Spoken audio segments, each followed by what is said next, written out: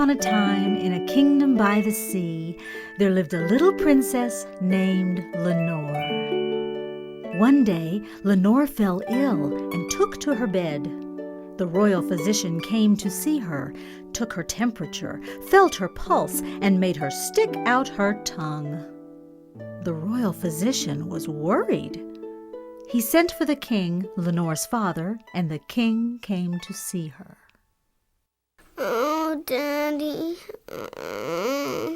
My little girl, my poor little princess. I am sick. Well, royal physician, what is the ailment? Your Majesty, it grieves me to report that the princess is miserably ill from a surfeit of raspberry tarts. There is little that can help her. Good day. Darling, I will give you anything your heart desires, if only it will make you well again. Is there anything your heart desires? Yes, Daddy, I want the moon. If I can have the moon, I will be well again.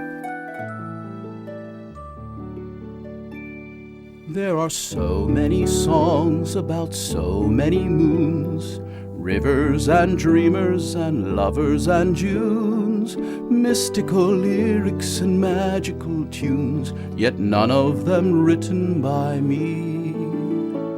For below me tonight there's a beautiful sight, a curious child, and oh how she listens. The moon has a song for you. The moon has a song for you. If you look down from heaven, you'd see what I see. The moon has a song for you, princess. The moon has a song for you. Oh, my father, written with the sweetest of kings, diamonds and stardust and white fairy wings, mystical treasures and magical things, yet none of them was for by me. For above me tonight there's a beautiful sight, the desire of my heart, and oh how it glistens. Please get the moon for me. Please get the moon for me. If you looked out my window, you'd see what I see. Please get the moon for me. Daddy, please get the moon for me.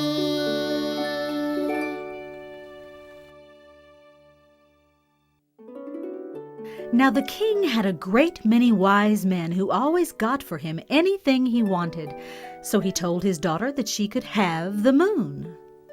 Then he went to the throne room and pulled a bell cord, 3 long pulls and a short pull.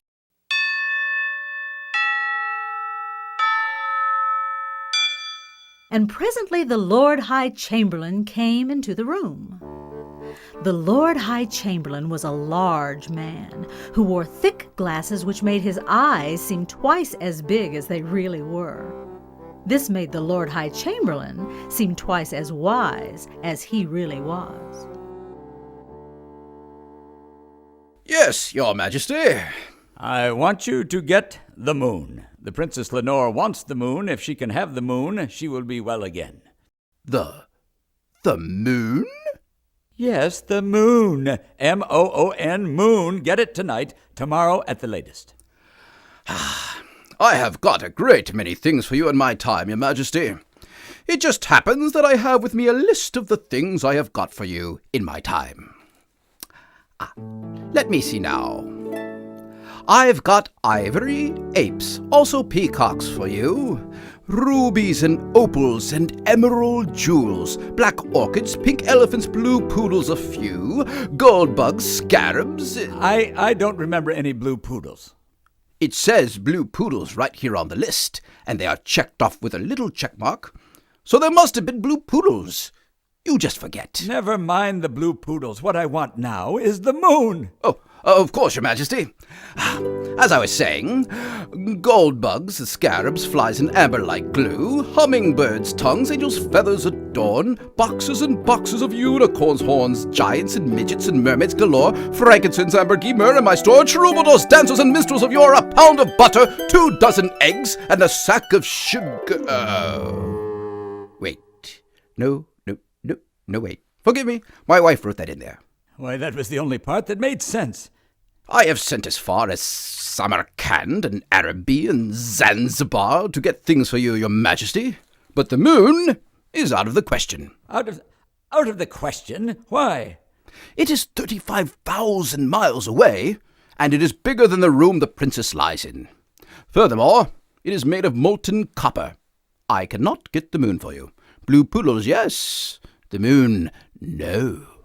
Then what is the good of keeping you here in my palace? You are a blunderbuss and a numbskull. Lord High Chamberlain, indeed. Leave the room, out of my sight.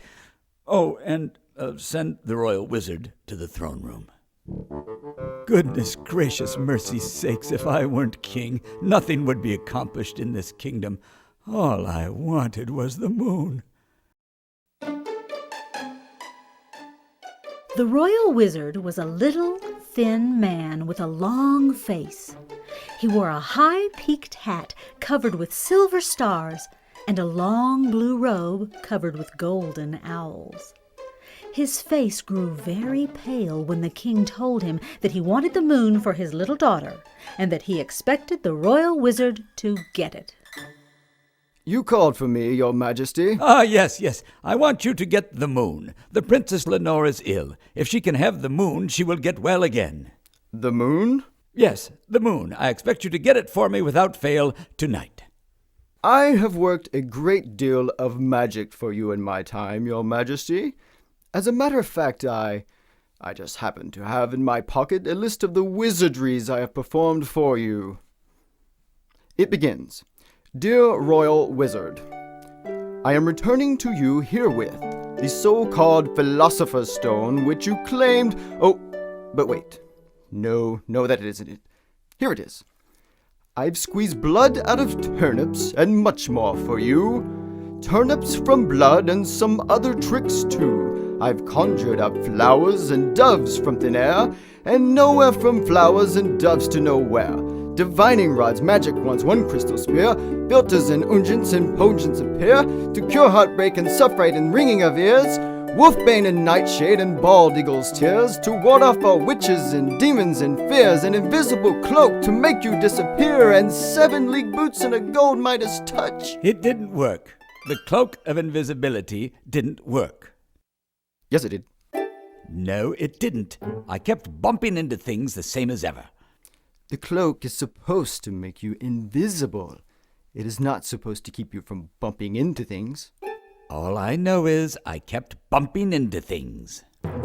Yes, well, as I was saying, I have captured a pair of rare horns from the Elfland, and greatest of all was the sand from the Sandman, sharp needles and thread and a lump of beeswax. Oh, so sorry, my mistake. Aha! Those are things my wife wrote down for me to get for her.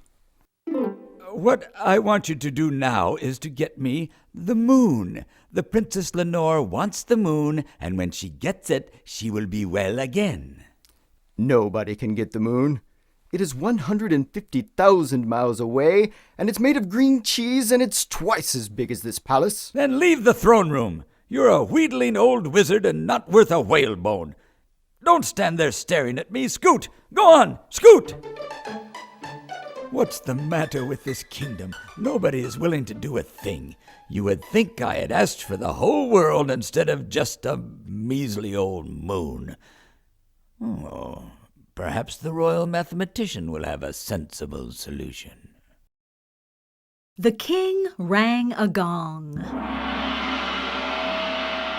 and summoned the royal mathematician.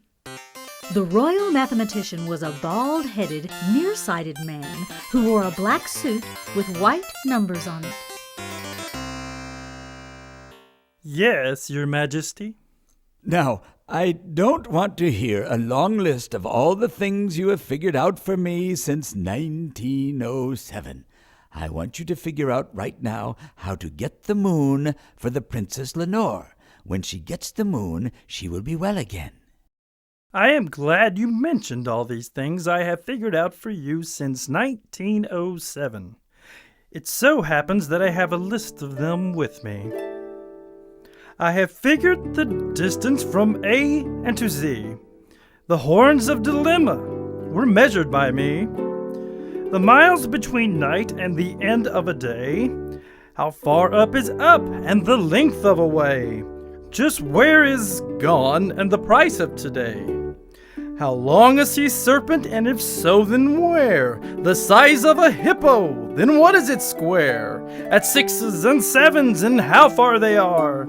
How much is to make one complete R? How many birds caught in the ocean of salt?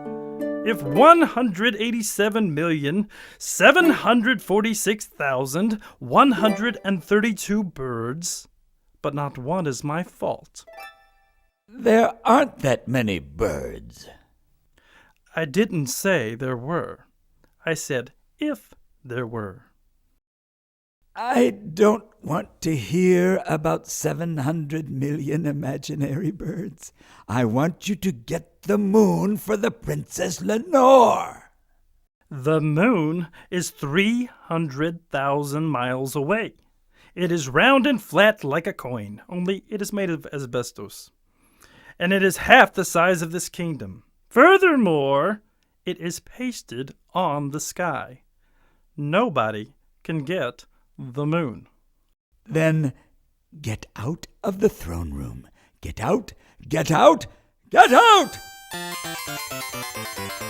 No king ever had to put up with such confoundedly dim-witted wise men. How absolutely devastating. What am I going to do? Let's see now. Oh, perhaps the court jester will have an idea.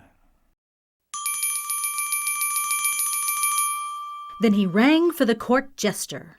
The jester came into the throne room in his motley and his cap and bells, and sat at the foot of the throne. What can I do for you, Your Majesty? Nobody can do anything for me. The Princess Lenor wants the moon, and she cannot be well till she gets it. But nobody can get it for her. Every time I ask anybody for the moon, it gets larger and farther away. There is nothing you can do for me except play on your lute. Something sad. How big do they say the moon is? And how far away? The Lord High Chamberlain says it is 35,000 miles away, and bigger than the Princess Lenor's room. The Royal Wizard says it is 150,000 miles away, and twice as big as this palace. The Royal Mathematician says it is 300,000 miles away, and half the size of this kingdom.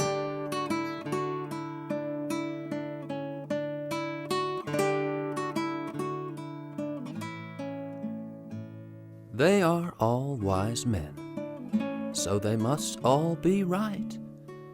If they are all right, then the moon must be just as large and as far away as each person thinks it is. The thing to do is find out how big the Princess Lenor thinks it is, and how far away. I never thought of that. I will go ask her, Your Majesty, if you wish. Yes, yes, please do talk to the princess.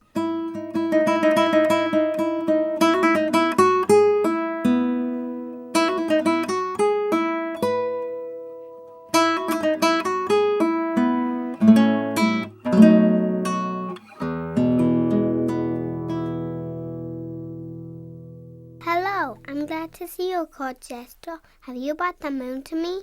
Not yet, but I will get it for you right away. Tell me, Princess, how big do you think it is?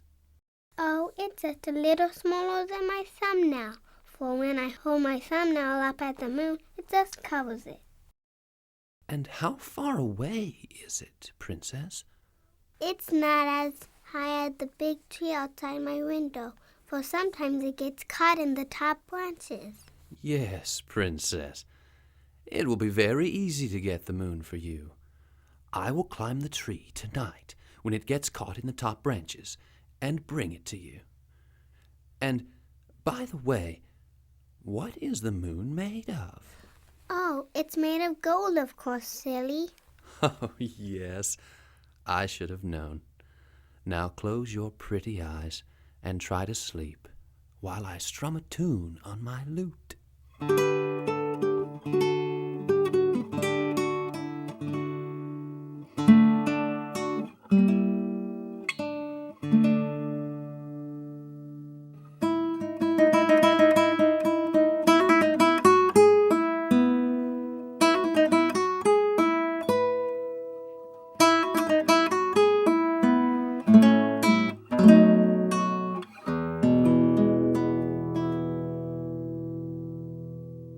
Your Majesty, I had the royal goldsmith make a tiny round golden moon, just a little smaller than the thumbnail of the Princess Lenor, and he strung it on a golden chain so the princess could wear it around her neck. Excellent, my good man, excellent. Come, let me see it. I have already given it to the princess early this morning, and she was overjoyed. Come, look out the window and see her at play in the gardens below. 1, 2, 3, a leery, leery, leery, 4, 5, 6, a leery, leery, leery. Wonderful, simply wonderful. The princess is well again, and my heart is light. Oh, come, good jester, play a happy tune on your lute. No, wait, jester, wait. My worries are not yet over. Oh, dear, dear, dear, dear, dear. The moon will shine in the sky again tonight, and the Princess Lenor will see it. And when she does, she will know that the moon on the chain around her neck is not the real moon. Quickly, jester, call the wise men. Summon the Lord High Chamberlain. Have them report immediately to the throne room.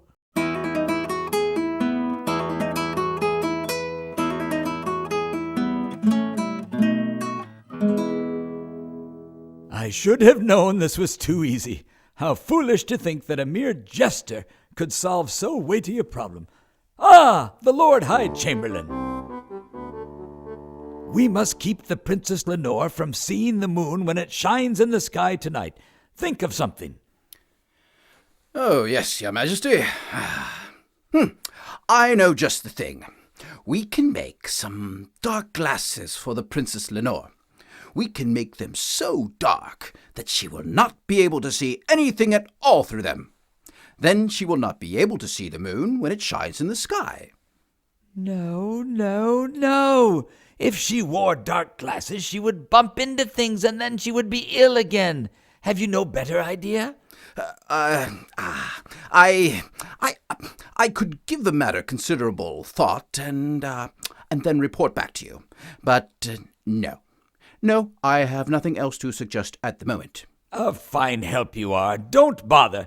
Just hurry and summon the royal wizard to my aid. Yes, Your Majesty. Indeed, Your Majesty. Right away. What this kingdom needs is fresh blood in the intelligence department. I'll post a notice tomorrow announcing tryouts for new wise men. Where is that wizard?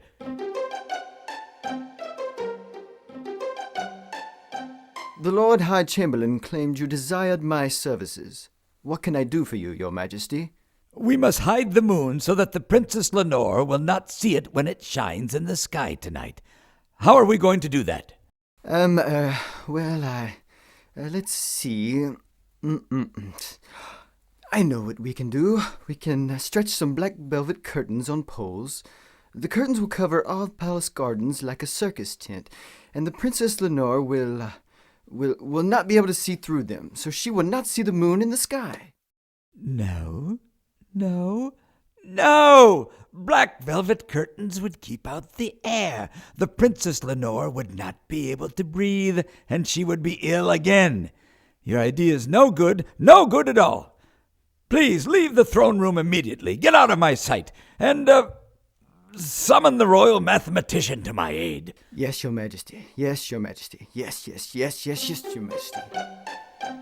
fine state of affairs. I've asked the Lord High Chamberlain, I've listened to the royal wizard, and now my last hope is the royal mathematician. The life of a king is a life of trial, indeed.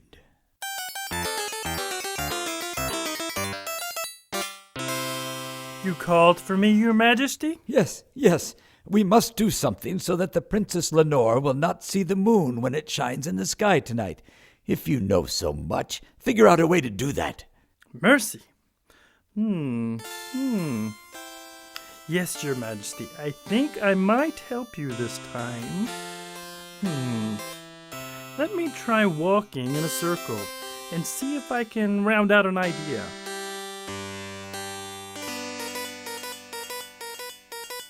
Well, that didn't work out very successfully. Perhaps walking in a square will clear my thoughts. I have it! We can set off fireworks in the gardens every night. We will make a lot of silver fountains and golden cascades. And when they go off, they will fill the sky with so many sparks that it will be as light as day, and the Princess Lenor will not be able to see the moon. Oh, what a perfectly ridiculous idea! Fireworks would keep the Princess Lenor awake. She would not get any sleep at all, and she would be ill again. Oh, go away! Go away! Stay away before I make you eat your mathematics and every single number on your suit. Yes, Your Majesty. Oh dear, dear. Can no one help me?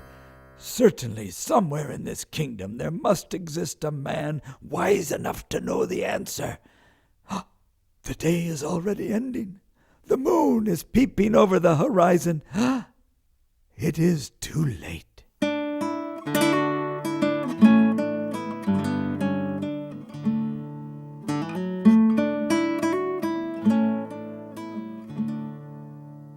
What can I do for you, Your Majesty? Nobody can do anything for me. The moon is coming up again. It will shine in the Princess Lenor's bedroom, and she will know it is still in the sky and that she does not wear it on a golden chain around her neck. Play me something on your lute, something very sad. For when the princess sees the moon, she will be ill again.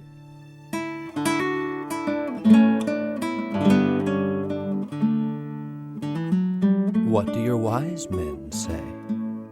They can think of no way to hide the moon that will not make the Princess Lenor ill. Your wise men know everything. And if they cannot hide the moon, then it cannot be hidden. Look! The moon already is shining into the Princess Lenor's bedroom. Who can explain how the moon can be shining in the sky when it is hanging on a golden chain around her neck? Who could explain how to get the moon when your wise men said it was too large and too far away? It was the Princess Lenor. Therefore, the Princess Lenor is wiser than your wise men, and knows more about the moon than they do. So I will ask her. The princess was lying in bed, but she was wide awake, and she was looking out the window at the moon shining in the sky. Shining in her hand was the moon the court jester had got for her. He looked very sad, and there seemed to be tears in his eyes. Oh, hello, Jester. That's all right. I'm still awake. See, the moon is shining in my window. He looks at the little golden moon in my hand. Tell me, Princess Lenor, how can the moon be shining in the sky when it is hanging on a golden chain around your neck? That's easy, silly. When I lose a tooth, a new one grows in its place, doesn't it? Of course, Princess. And when the unicorn loses his horn in the forest, a new one grows in the middle of his forehead. That's right. And when the royal gardener cuts the flowers, other flowers come to take its place. I should have thought of that, for it is the same way with the daylight. And it is the same way with the moon. I guess it is the same way with everything.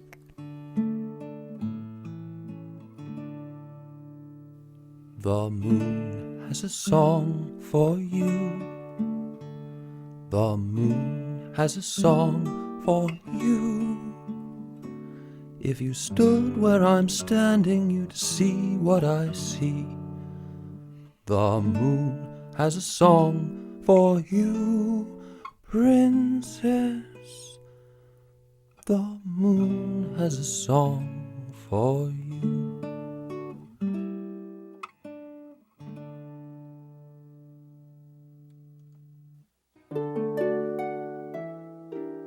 The court jester saw that the girl was asleep.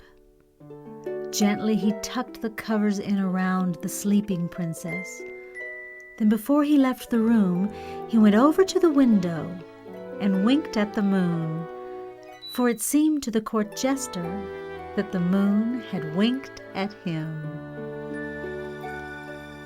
The end.